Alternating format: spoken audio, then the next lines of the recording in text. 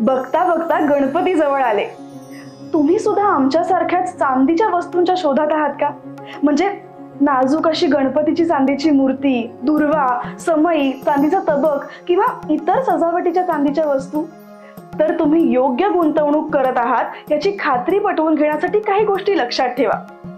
कोणत्या? मी सांगते.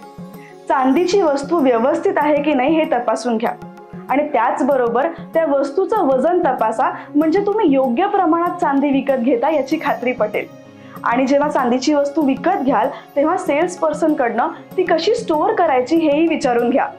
म्हणजेच बाहेरच्या ह्युमिडिटीमुळे त्याचं ऑक्सिडेशन टळेल आणि चांदीची वस्तू लवकर खराब होणार नाही. या काही सोप्या गोष्टी पाळा आणि तुमच्या परफेक्ट चंदेरी खजिन्याची उत्तम निवड करा, ज्याने पुढची अनेक वर्ष तुमचं घर उजळून जाईल.